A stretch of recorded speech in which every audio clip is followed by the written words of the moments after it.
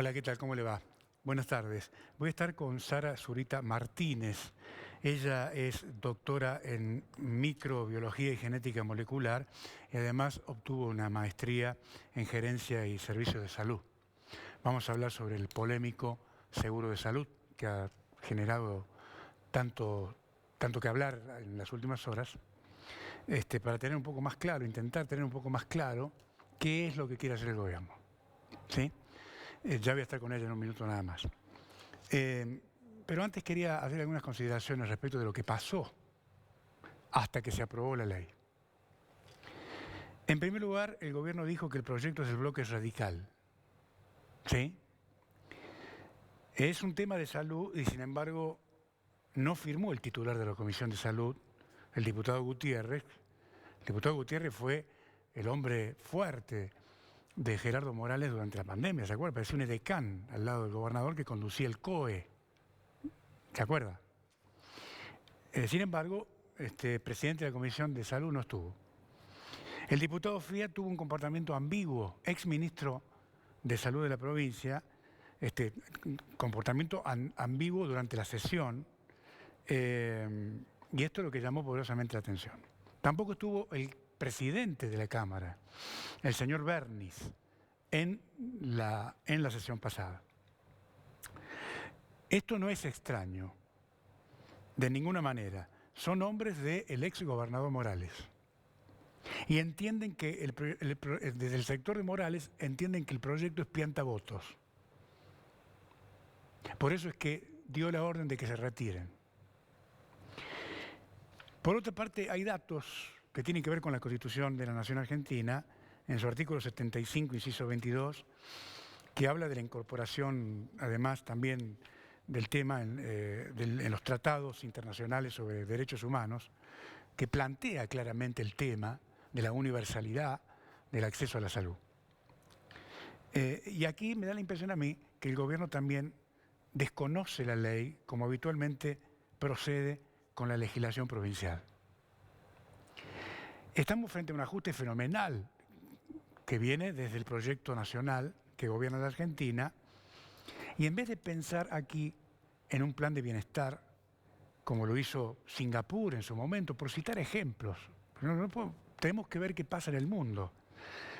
Cuando impulsó un ajuste feroz para sacar el país adelante, hoy potencia mundial, mientras países como esos implementan un plan de bienestar para la gente, aquí solo daría la sensación que piensan en el negocio. Esto hicieron en Singapur, si usted me da 2 minutos se lo cuento. Su sistema sanitario es conocido por su eficiencia y accesibilidad. El gobierno emplea un enfoque de múltiples niveles para la financiación de la atención sanitaria, combinando la responsabilidad personal con el apoyo estatal. Este enfoque garantiza que todos los ciudadanos tengan acceso a los servicios básicos de atención sanitaria. Hay un programa que se denomina Programa de Asistencia Sanitaria Comunitaria que ayuda a aliviar la carga financiera de los gastos médicos a las personas mayores y a los grupos de bajos ingresos. Esto garantiza que ningún habitante de Singapur se vea privado de atención sanitaria debido a las limitaciones monetarias, lo que contribuye a lograr una población saludable y productiva. Saludable y productiva. ¿Se da cuenta? Esto es pensar en la gente. Lo diseñaron en medio del ajuste dramático para salvar la economía del país, pero eso no implicaba dejar a la gente a la deriva. Aquí, en vez de pensar en la gente, buscan cómo hundirla un poco más. Al menos esta es mi sensación. Están observando el crecimiento de la economía informal, están viendo que la gente trabaja para hacer la diaria, para comer, y ahora le imponen este seguro. Ahora me lo va a explicar Sara en un minuto nada más. Intentan imponer este seguro y ahora la gente va a tener que dividir. Es decir, entre la diaria y eventualmente si tienen que ir a un hospital a atenderse van a tener que pagar. La gente es pobre en Jujuy no por culpa del presidente. Es el argumento más fácil que utilizan aquellos que en 9 años no han sabido qué hacer con la provincia en materia de inversiones para poder crecer y para poder generar empleo genuino. ¿Se da cuenta? Eligen el camino más fácil, la culpa la tiene el otro. Y están intentando crear un negocio en vez de un plan de bienestar, que es lo que debería tener la provincia para gente con dificultades, como un alivio frente al enorme esfuerzo que están haciendo. Y además creo yo que esto de presentar certificado de pobreza me parece que es una humillación a la sociedad. No se podría haber pensado otra forma. Esto no ocurre en ninguna parte del mundo serio, al menos la información que yo tengo. Ahora sale a hablar un funcionario y a defender el plan, que creo yo es indefendible, pero lo más grave es que empieza con el argumento de que los medios desinforman y que la prensa amarilla no sé qué cosa y no sé qué más. La pregunta sería la siguiente: ¿de quién es el proyecto? ¿Del bloque radical o del ministro de Salud? Primera pregunta. Segunda pregunta, ¿el ministro Bogüit es diputado o ministro? Sí, porque acá lo que tiene, si es del bloque, tendría que haber explicado a alguien del bloque. Sin embargo, salió el ministro a explicar él, ¿no es cierto? Deberían haberlo defendido el proyecto de acuerdo a los mecanismos naturales en el Parlamento, las comisiones, ¿no es cierto?, hablar con los distintos diputados, citar a actores de la vida civil para ver qué opinión tienen. Sin embargo, esto no pasa. Esto no pasa. Todo es a libro cerrado, todo es a trámite express, ¿sí? Después se enojan con los periodistas.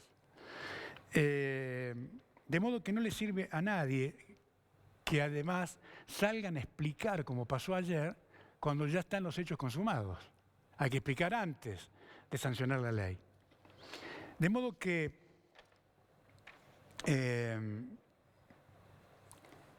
me parece a mí que esto explica un poco la polémica, ¿sí? Y esto contribuye a que se entiendan un poco las cosas, ¿no es cierto? Es decir, las cosas hay que hacerlas seriamente, por la envergadura del proyecto, pasar por el Parlamento, respetar el reglamento, ¿sí? Tener voceros importantes que expliquen, ¿sí? La situación, ¿verdad? No cualquier diputado puede explicar un tema médico, ¿ok? De modo que, para finalizar este comentario, porque quiero aprovechar la opinión de Sara, tengo 3 testimonios, ¿sí?, de 3 referentes de la sociedad que opinaron sobre el tema. Señor director, ¿lo podemos escuchar? Estos atropellos también se encolumnan detrás de la última reforma constitucional de la provincia del año pasado, que lo hemos sostenido desde el primer momento, que es inconstitucional. Entonces, ¿por qué ocurre esto? Y estos son abusos de poder. La CEPROSA es un engaño. Lo que han aprobado ayer es un engaño a la ciudadanía. Lo presentan como un sistema solidario y como oportunidad para los más desprotegidos, y en realidad es la pérdida de un derecho ciudadano, que es el acceso a una salud pública oportuna y de calidad, que es un derecho humano, al cual hasta ayer uno accedía de una forma que era totalmente pública y gratuita. El día de ayer lo que han aprobado es que todo aquel ciudadano, jujeño o jujeña, que no cuente con una obra social, a partir del día de ayer y a partir de la aplicación de esta ley, va a tener que pagar por recibir un derecho que es la salud.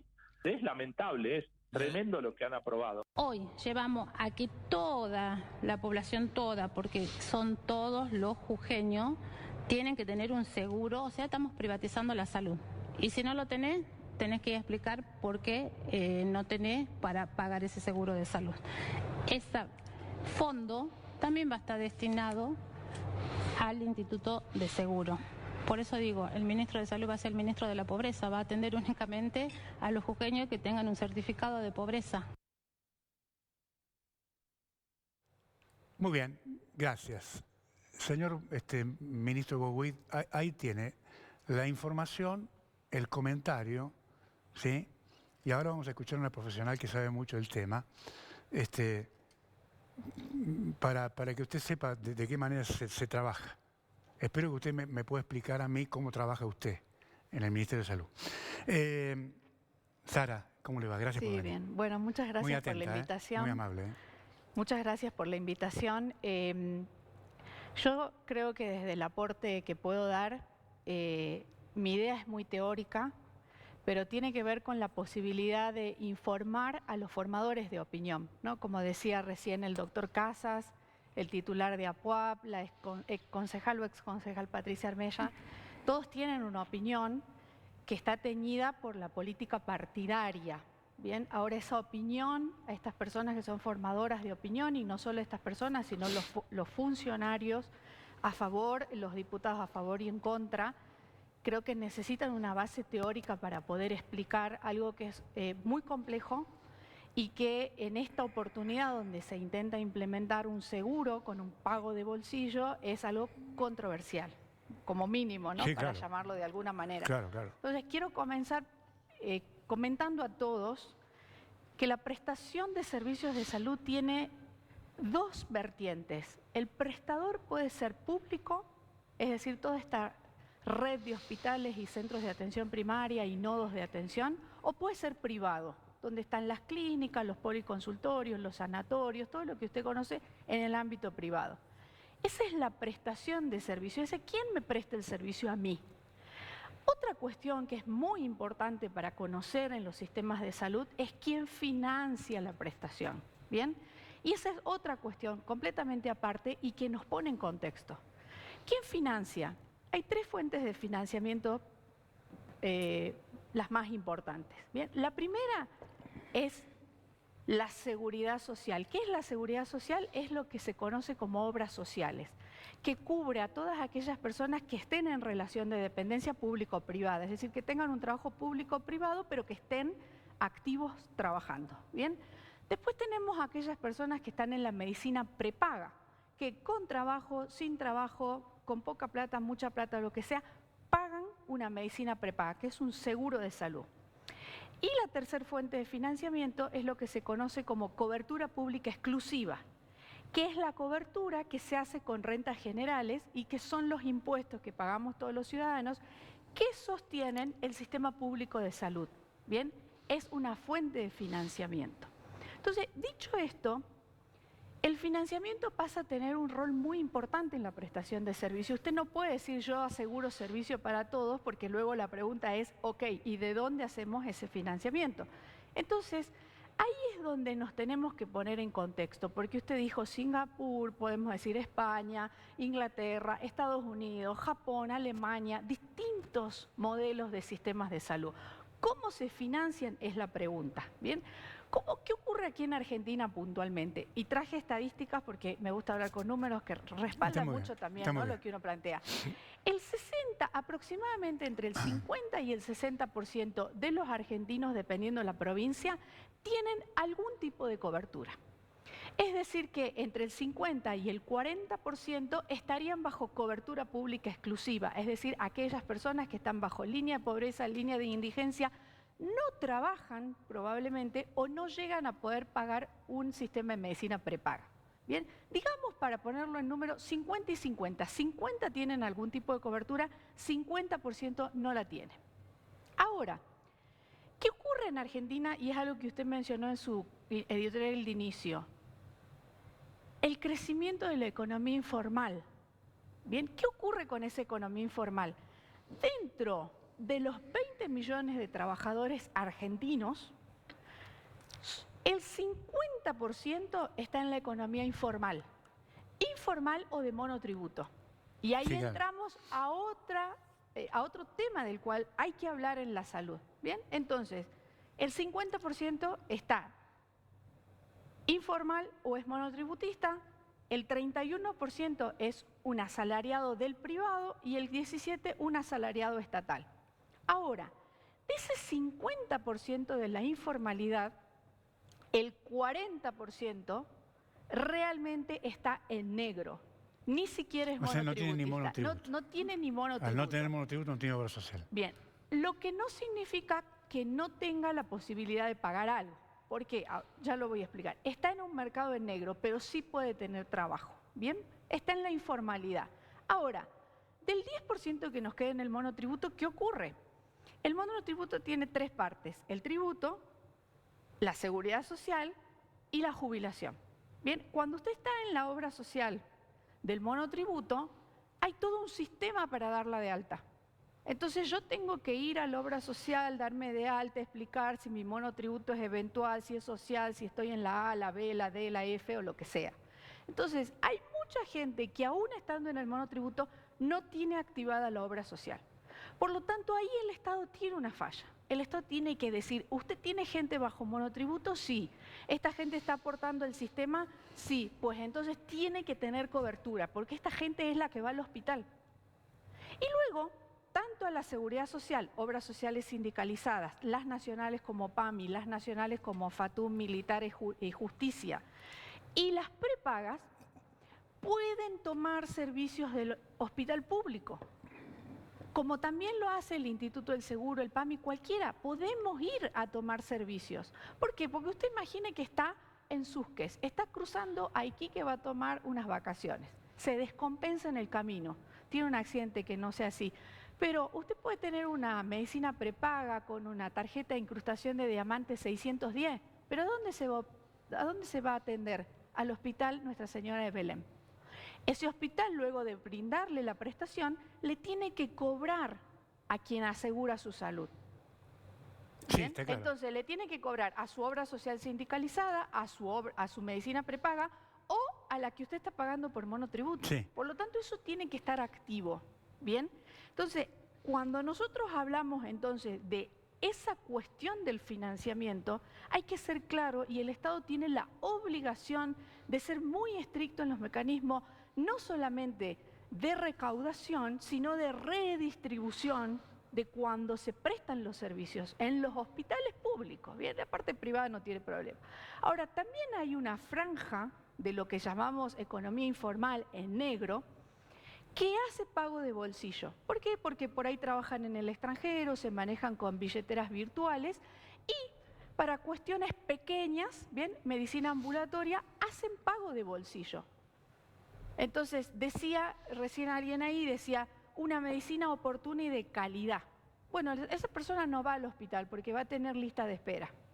¿Ven? Ahí estamos poniendo una barrera de acceso por lista de espera. Entonces, esta persona va y paga 15.000, paga un coseguro, la odontología prácticamente al 100% está en seguro dinero de bolsillo. Entonces esa persona paga, pero paga cosas pequeñas. Cuando hay gravedad, aún estando en el mercado informal y con dinero, una cirugía, ¿bien? Una atención de complejidad, oncología, renales crónicos, trasplantes. Sí, claro. Vamos al sistema público. Ahí es donde se apoya un poco este proyecto de decir, hay gente que puede pagar y está haciendo utilización de los servicios.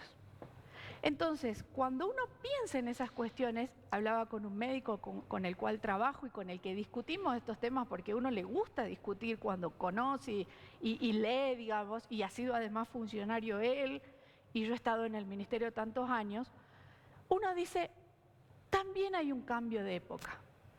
Y no lo podemos negar, ¿no es cierto? Cosas que antes no se permitían o de las cuales no se podían hablar. Hace 10 años atrás uno no podía decir que un hospital tenía un gerente. El hospital tenía el contador, que era el administrador. No se podía gerenciar el servicio de salud. Cuando empiezan los hospitales de autogestión descentralizada, el hospital de Salta cuando implementa su nueva maternidad del Milagro y tenía autogestión descentralizada, un gerente, era un escándalo. Aquí en Jujuy no se pudo implementar. Hubieron un par de ministros que intentaron hacerlo y no pudimos llamarle gerente al administrador, porque era una mala palabra. Entonces, el cambio de época también empuja determinadas cuestiones de decir, bueno, atentos, el sistema está desfinanciado, el argentino no, prácticamente todos. Necesitamos plata para poder sostenerlo. Y usted me dirá, ¿por qué? Porque usted mira, ¿la gente es tan incapaz de administrar un sistema sanitario? No. Bueno, hay algunos que sí, pero hay una cuestión que tiene que ver con la evolución de la naturaleza de las enfermedades y lo que nos ocurre a nosotros actualmente como especie, ¿no? Digámosle. En este momento nosotros tenemos lo que se denomina una transición epidemiológica. ¿Qué significa esto? Que nuestra pirámide poblacional, perdón, una transición demográfica. Nuestra pirámide está cambiando. La pirámide que antes conocíamos así, con una buena base, una buena franja de gente activa trabajando, aportando y una pequeña cúspide de adultos mayores, eso ha cambiado, ya lo vimos en Europa, está ocurriendo aquí en Argentina, hay descenso en la tasa de nacimientos, bien, hay todavía una franja activa y la franja de adultos mayores se está empezando a ampliar. ¿Por qué? Porque la población va envejeciendo y la ciencia, la tecnología ha hecho que nosotros avancemos a ese paso. Por lo tanto, hoy tenemos adultos mayores de 80, 90, 70 y pico de años, jóvenes, o según el estilo de vida, que también es algo que también nos está atravesando, empiezan a aparecer enfermedades crónicas no transmisibles en lo que llamamos transición epidemiológica. Es decir, primero estamos en una transición demográfica, donde hay un envejecimiento poblacional con la consecuente aparición de enfermedades de edad avanzada, pero además tenemos una transición epidemiológica. Ya no morimos de enfermedades agudas, ya no están las infecciosas, ahora pasamos a aquellas largas que usan muchos recursos del sistema de salud. Tenemos enfermedades como la diabetes, el cáncer, renales crónicos, enfermedades discapacitantes, neurodegenerativas, ¿bien? Entonces, ahí es donde encontramos la razón del desfinanciamiento de los sistemas, que no es solamente de Argentina, ocurre en un montón de otros países porque tienen la transición demográfica y la transición epidemiológica. Entonces, acá es donde la gente que debate se tiene que sentar a pensar cuál es el mejor modelo, de dónde sacamos el financiamiento, ¿aumentamos los impuestos? Y uno dice, no aumentemos más los impuestos porque no damos más. No, hay casos de países, no es el caso que cité yo en mi comentario, hay casos en países donde el ciudadano aporta voluntariamente. Así es. ¿No? Así es. Es un aporte solidario. Bien. Acá le llaman un aporte solidario, pero te imponen lo que tenés que pagar. Bueno, los seguros tienen naturalmente su definición de solidario. El seguro es solidario, sí, ¿no? Y no voy a hacer analogía con seguros de cuestiones de bienes, muebles o inmuebles. Un auto, usted lo tiene asegurado. No se le ocurriría, o más o menos no se le ocurriría salir sin un auto asegurado, ¿no? Y usted dice, bueno, no, yo lo tengo que asegurar, pero si tengo un siniestro, el Estado no me va a pagar el arreglo del auto. Y ahí entra otro concepto importante que ya tiene que ver con lo individual que usted menciona, que tiene que ver con la cuestión socialista de hablar de los seguros, ¿no? Esto que decíamos, la contribución, la sostenibilidad del sistema, la equidad redistributiva. Uno dice, el costo del servicio de salud y el valor de la salud no es lo mismo. El costo es lo que hay que pagar y el valor es ese valor incalculable que nosotros le damos y que hacemos un brindis y decimos, le pido por salud este año que cumplo un año nuevo y no sé qué más. ¿Sabe dónde está el equilibrio? Entre lo que usted está dispuesto a pagar por esto que no tiene valor. Ahora, hay algunos que están dispuestos a acercarse a ese medio y llegar a ese equilibrio. Hay otros que no pueden.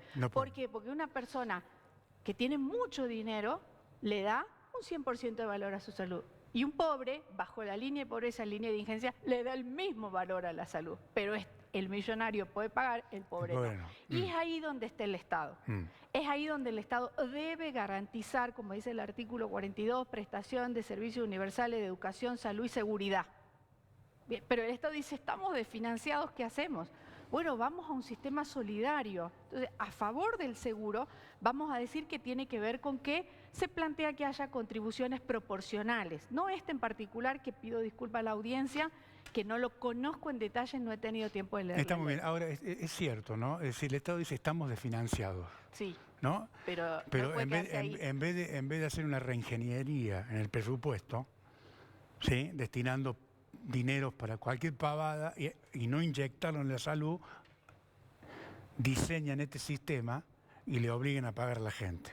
Eso también hay que revisarlo. Bueno, ahí dice usted una palabra muy importante que tiene que ver con el diseño. Por supuesto. Entonces, Claro. eso va a estar en el decreto reglamentario. Aquí va a tener que haber paneles de expertos hablando del diseño de este seguro. Este diseño debiera ser de contribución proporcional. El que más tiene, más paga. El que no tiene, no paga. Está bien. Como primera medida. Otra cuestión es que este seguro debe permitir sostener el sistema. ¿Qué sistema? ¿El subsistema público? ¿El subsistema privado? ¿Ambos? ¿Qué sostenemos, no? Porque entonces yo digo, ahí viene otra cuestión que tiene que ver con este seguro, que es la transparencia. ¿Cómo vamos a cobrar? ¿Cómo vamos a administrar? ¿Y cómo vamos a redistribuir? Porque hay una cuestión muy particular. Esta gente que yo le planteo que hace gasto de bolsillo, como se llama en la teoría, en los sistemas de salud, el gasto del bolsillo ya va al privado. ¿Me entiende? Ya va al privado, mucho de ese gasto de bolsillo, porque tiene esa posibilidad. Pero cuando va al hospital, ¿qué posibilidades hay de ir a cobrarle? ¿Me entiende? Entiendo. Entonces, acá entran el diseño, la transparencia, la universalidad de este seguro. Porque también digo, che, yo tengo atención primaria en la salud, ¿necesito seguro también? Y sí lo necesita, pero ¿por qué tengo que tener un seguro para ponerme una vacuna que el Estado me obliga a poner? Entonces, si el Estado me obliga a poner una vacuna porque está dentro del programa de vacunación y yo me la tengo que poner, pues entonces el Estado que me garantice que yo me la tengo que poner y no puedo ir a atención primaria pagando un coseguro. Está muy bien. Se me acabó el tiempo. No.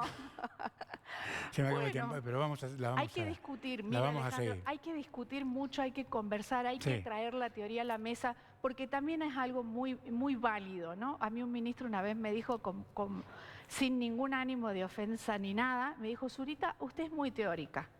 Y es verdad, porque hay que saber teoría, hay gente para la teoría y hay gente para aplicarlo. En esa aplicación, basado en la teoría, es donde nos tenemos que dar el Está debate. muy bien. Esa definición está muy buena, la que usted dice, ¿no? Hay que discutir las cosas. Hay que discutir. Hay que hablar y discutir. Después es un mensaje para el gobierno. Bueno, al que le quepe Yo le- ensayo que yo- se lo yo le- ponga, yo le como invité. dice.